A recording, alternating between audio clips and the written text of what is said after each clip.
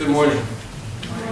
I want to start this off by describing a meeting to you that occurred last month. I work at the Business Council of Fairfield County, so that's businesses of Fairfield County are our members, the larger companies. And we have a Human Resources Council made up of Human Resource Directors, HR Directors. And they've been meeting for the last year primarily on issues that affect their companies internally.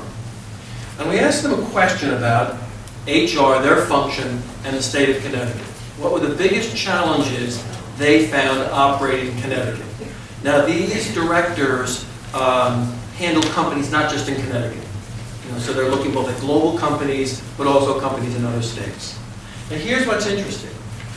The two biggest issues that they're facing, and this is HR directors, it's not chief financial officers, but HR directors, the issue of attracting and retaining 25 to 35-year-old employees, and the issue of literacy. Now the literacy issue is broken into two parts. One is adult literacy. There's a large immigrant labor force in Fairfield County. In fact, if we did not have an immigrant labor force in the county, an immigrant population, we would be losing population in Fairfield County. So that immigrant labor force is very, very important to the county. The other part, though, is the labor pool, the children in the school systems. And this breaks out two ways. When you look, particularly they're looking at reading, because reading is so critical in terms of performance. And this is a shocker, because we didn't expect this, because we're thinking, why would the HR directors be that interested in children in grade school or high school? And here's the simple statement was really fascinating, because when they go to hire out of the community colleges, they're finding that an enormous amount of work at the community college level is remedial. And even though and very successful remediation work is done at the community college, they're finding a problem with those employees. Now, these are employees who have graduated from high school and have gone to a community college, and there's a skill deficit. So then they backed up. Now, these are HR directors who have global responsibility, right? So they're really paying attention to this stuff. And here's what they handed out to us at the Business Council. They went into the Department of Education's website, and they picked up the 2008 Connecticut Mastery Test Scores. And they looked at grade 3, and they looked at grade 8. This is the one that was really interesting.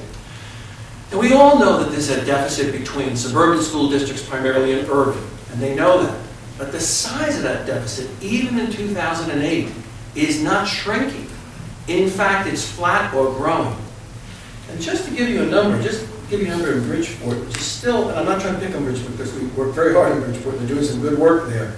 But if you look at the Bridgeport numbers just on reading, if you look at basic, remember the goals, you've got advanced, right? Kids who read at advanced, then are at goal, right? Then they're proficient. They're not at goal, but they can perform. They need a little help, but they can perform. Then you have basic, they're in trouble. And then you've got below basic, they're really in trouble. All right. In Bridgeport, below basic is 45% of third graders. Basic is 15%. You get 60% of the students in third grade who are really in trouble with reading. Okay. Now here's where it gets interesting. They then went to the 8th grade scores.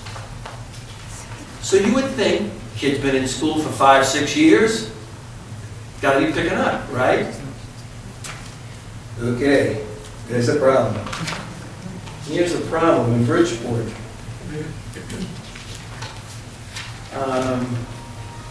Basic, in 8th grade, reading, 12.7%, below basic, 40%.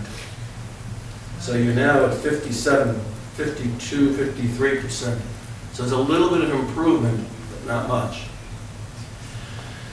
Now, this is not to beat up on educators. It is simply to say, though, here's the number. If you look at the workforce in the state of Connecticut, 50% of it is going to come out of urban areas and urban school systems. 50%. It's hard to migrate a labor force into Fairfield County or Connecticut, quite frankly, because it's expensive to buy a home here and to live here. So your indigenous labor force is really critical. If they're performing at this level in school, and this tracks through high school, and then tracks into the community college, this puts us at a deficit. At one level, we look great. We pay high wages in this state, we have a highly productive labor force, and we pay well. But underneath it, let me give you the example. UBS and Stanford. All right, 5,000 employees. Now we know because they got state assistance, that tax credit that looks like crap, which everyone's still mad about, but actually it's a great deal for Connecticut. We know their wage rates, right? So they're highly compensated. The traders make a lot of money, even with the loss of their bonus this year. But that company cannot be in the state of Connecticut with 1,000 people who make about $60,000 a year. So in other words, this very highly compensated group, which pays a lot of taxes in our state, cannot be here unless there's a support staff to support that other piece of the business. So that's why these numbers become so critical.